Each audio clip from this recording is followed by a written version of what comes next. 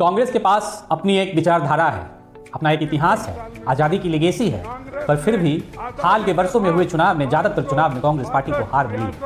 क्या समस्या विचारधारा में है या समस्या संगठन एवं उसके क्रियान्वयन में? आज के इस वीडियो में हम जानेंगे कि ऐसी कौन कौन से मुद्दे हैं जो कांग्रेस पार्टी को पुनः सत्ता में वापस ला सकती है या कांग्रेस पार्टी को मजबूत करने में सहायक साबित हो सकती है। नमस्कार, मेरा नाम है डॉक्टर अंकित दयाल और इस देश के एक स्वतंत्र और जिम्मेवार नागरिक होने के नाते अपना एक स्वतंत्र विचार कांग्रेस पार्टी के रिवाइवल से जुड़े विषयों को लेकर रख रहा हूं। तो चलिए शुरू करते हैं। कांग्रेस पार्टी के रिवाइवल के लिए सबसे जरूरी रणनीति है, पहला, कोर डायग्नोस्ट, मूल निष्पादन जो समस्या है उसका समाधान करना। 2014 से 24 तक पोस्ट इलेक्शन का एनालिसिस करेंगे तो हम ये पाते हैं कि कांग्रेस पार्टी ने अपनी वैधता, अपनी प्रासंगिकता को अभी तक खत्म नहीं किया है। मतलब समस्या कांग्रेस की रेलेवेंसी में नहीं है, लेकिन फिर भी हम इसे चुनाव के नतीजे में कन्वर्ट नहीं कर पा रहे हैं। इसके पीछे का मूल कारण संरचनात्मक कारण है जो संगठन से जुड़ी हुई है, जिसे हम समझ सकते हैं कि जमीनी स्तर पे पार्टी का संचालन में स्पष्टता का अभाव, शीर्ष नेतृत्व और बूथ स्तर के बीच एक कमजोर कमांड एंड कंट्रोल की व्यवस्था तथा कार्यक्रमों के बेहतर तरीके से क्रियान्वयन में अनुशासन बरती जाए, निगरानी हो, फॉलो थ्रू हो इसका, इन सभी चीज में कमी इसकी मूल समस्या के तौर पे हम देख सकते हैं। क्योंकि चुनावी राजनीति में विचार अकेले प्रतिस्पर्धा नहीं कर सकता है। राजनीतिक शक्ति हमें इस तरह के संगठनों से मिलेगी जो बार बार अपने इरादों को दोहरा सकती है, लागू कर सकती है और समय पे उसका इवैल्यूएशन एवं मूल्यांकन भी कर सकती है। कांग्रेस के पास विचार है, बड़े पैमाने पे लागू करने वाली प्रणाली थोड़ी सी कमजोर पड़ गई है। निष्कर्ष यही है इस मुद्दे का कि ऑर्गेनाइजेशनल पैरालिसिस से हमें ऑर्गेनाइजेशनल रिवाइवल की तरफ बढ़ना पड़ेगा। हमारा दूसरा मुद्दा है ऑर्गेनाइजेशनल रिवाइवल। तो इस ऑर्गेनाइजेशनल रिवाइवल के लिए सबसे कोर चीज क्या है? ये कोर चीज है हमारा बूथ। बूथ ही सत्ता की महत्वपूर्ण एवं केंद्रीय इकाई है। जो हमारे पास उपलब्ध आंकड़े हैं वो आंकड़े हमें ये बताते हैं कि हाल के दिनों में जिस चुनाव में कांग्रेस हारी भी है, तो जो वोट परसेंटेज, जो मार्जिन रहा है हार का, वो 6 से ऑन एवरेज 12% के बीच रही है। तो यह दिखाता है कि इतने कम अंतर वो केवल और केवल विचार के आधार पर जनता ने नकार दिया है। कांग्रेस पार्टी को अब लोग स्वीकार नहीं कर रही है, यह कहना निरर्थक साबित होगा। सबसे पहले हमें बूथ से लेकर ब्लॉक एवं जिला स्तर तक ऑडिट करने की आवश्यकता है, जिसमें सक्रिय और जो भी उसमें नामी पदाधिकारी है उनकी पहचान हो सके। केवल नाम के आधार पे हम उन्हें पद दे, ये चीज से कांग्रेस पार्टी को बाहर निकलना पड़ेगा और एक performance based accountability oriented position हमें उन लोगों को, वैसे व्यक्ति को जो संगठन से जुड़े हैं, उन्हें वो जिम्मेवारी देनी पड़ेगी और इसका समय समय पे इवैल्यूएशन हो। हमारे जो जनसंपर्क कार्यक्रम है उनके माध्यम से हम इन पदाधिकारियों का इवैल्यूएशन भी बेहतर तरीके से कर सकते हैं कि क्या ये मतदाता से संपर्क कर रहे हैं, क्या ये वॉलंटियर्स को जोड़ रहे हैं। कांग्रेस का संगठन इस स्तर पे मजबूत हो कि पार्टी की कभी भी निष्क्रिय अवस्था न प्रदर्शित हो। तीसरा चीज, लीडरशिप। ये लीडरशिप एक तीसरा एवं महत्वपूर्ण विषय है कांग्रेस के रिवाइवल के लिए। मतदाता केवल नैतिक आधार पर वोट नहीं करते, एक वोटर शासन करने वाले व्यक्ति की क्षमता का भी मूल्यांकन अपने स्तर से करता है। जब कांग्रेस पार्टी के अंदर एक सामूहिक नेतृत्व हो और उस नेतृत्व का एकमात्र चेहरा हो, तो एक अच्छा और मजबूत संदेश देश की जनता के बीच जाएगा। इसके लिए हमारा इंटरनल डिसीजन कलेक्टिव दिखे, बाहरी तौर पे जो इमेज हो केवल एक लीडरशिप का हो जो डिसाइसिव हो। इसके लिए आवश्यकता है डिसीजन मेकिंग अथॉरिटी डेवलप करने का और इसमें एक बड़ा सुधार कलेक्टिव रिस्पॉन्सिबिलिटी में कांग्रेस पार्टी को शैडो कैबिनेट का निर्माण करना चाहिए। इस शैडो कैबिनेट क्या होता है? अर्थात अपने पार्टी, अपने संगठन के अंदर उन सारे पदाधिकारी जो किसी भी विषय के, जो मंत्रालय से संबंधित जो विषय है उसके जानकार है, उन्हें पूर्णतः उसकी जिम्मेवारी देना। उदाहरण के तौर पे शशि थरूर जो पूर्व में विदेश मंत्री रह चुके हैं, तो निश्चित तौर पे उन्हें विदेश मामलों से संबंधित मंत्रालय की शैडो कैबिनेट की जवाबदेही उन्हें देनी चाहिए, ताकि वो उस मंत्रालय का समय समय पे क्रिटिकल एग्जामिन कर सके, सदन के अंदर एवं सदन के बाहर उस मंत्री विशेष एवं सरकार से प्रश्न पूछ सके, ताकि इशू बेस्ड टारगेटिंग, मुद्दे आधारित राजनीति भी परिलक्षित होगी। निश्चित तौर पर हम ये समझ सकते हैं जो शक्ति है, जो पावर है, वो केवल घोषणा से नहीं रिफ्लेक्ट होती है, प्रतीत होती है। उसके लिए संरचना भी आवश्यक है, तभी वो प्रदर्शित हो पाएगी।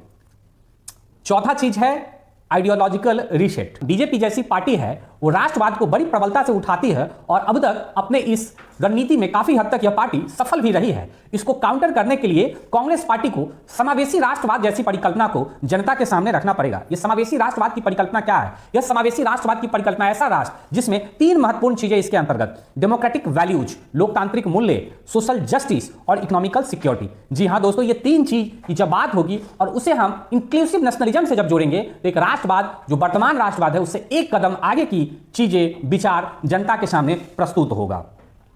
और निश्चित तौर पे यह जो विचार हो, यह विचार इतनी ही आसान भाषा में हो, शीर्ष में केंद्र के द्वारा दिया गया यह संदेश बूथ तक उस जनता के पास जाना चाहिए। इस तरह की कम्युनिकेशन, संचार से संबंधित व्यवस्था हमें करनी पड़ेगी कि सरल, सहज एवं आसान से कही गई बात जो बूथ तक, जो हमारे वोटर्स है वहां तक पहुंच सके। 5वां चीज, न्यू सोशल कोलिजन।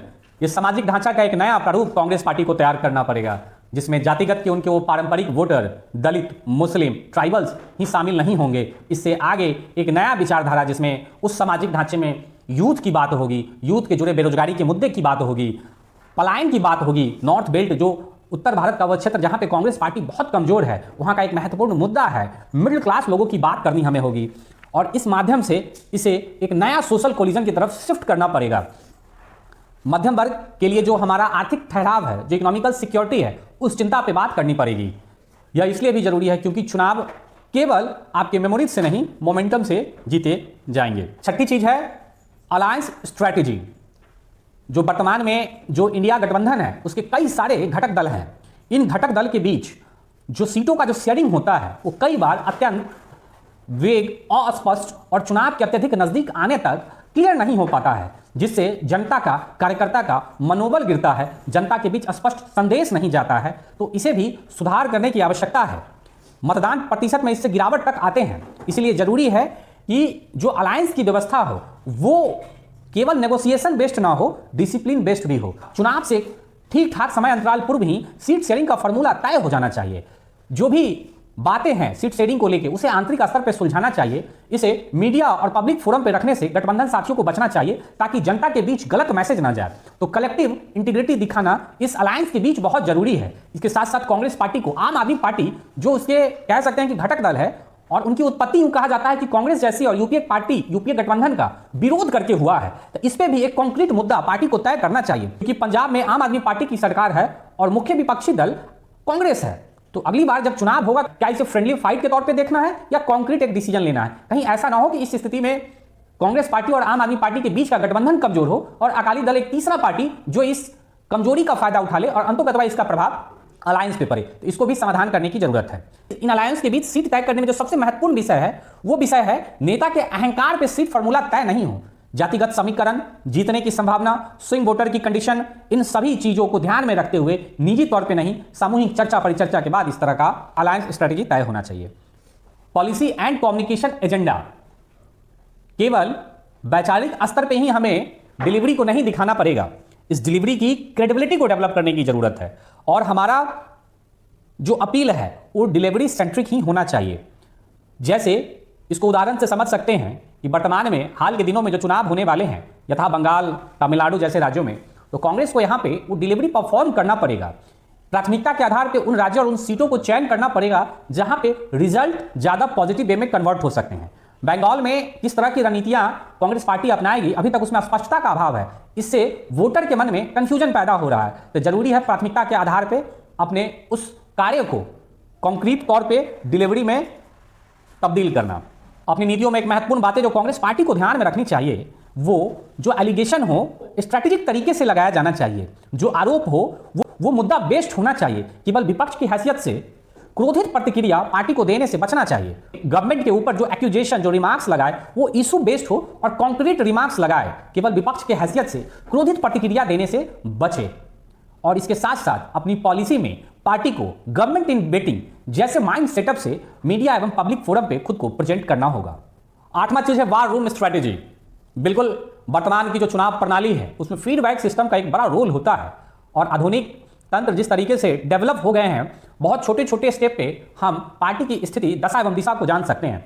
इसके लिए जरूरी है कि एक बेहतर व्यवस्थित वार रूम का डेवलपमेंट हो जिसमें हम कई तरह की चीज का मूल्यांकन कर सकते हैं। उदाहरण के तौर पे बूथ एक्टिविटी स्कोर को जान सकते हैं, वोटर प्रेजेंस को जान सकते हैं, जो स्विंग वोटर है उनकी कंडीशन को जान सकते हैं, वोट शेयर में जो चेंज आ रहा है उसको जान सकते हैं, किस तरह का नैरेटिव बिल्डअप हो रहा है उसको जान सकते हैं, कौन सा इशू लास्ट के चुनाव के नजदीक में कौन सा इशू ज्यादा पोर्ट्रे हो रहा है, ज्यादा लोग के बीच चर्चा परिचर्चा का केंद्र बना हुआ है, उसको हम मूल्यांकन कर सकते हैं। इसके साथ साथ वार रूम स्ट्रेटेजी में संगठन के अंदर मासिक लेवल पे मतलब मंथली हम मीटिंग्स बुला सकते हैं, जिससे हमें वार रूम के द्वारा मिला गया जो फीडबैक है उस फीडबैक को संगठन के माध्यम से जमीन पे कैसे उतारना है, इसके लिए समय समय पे पार्टी के अंदर मीटिंग बहुत जरूरी है।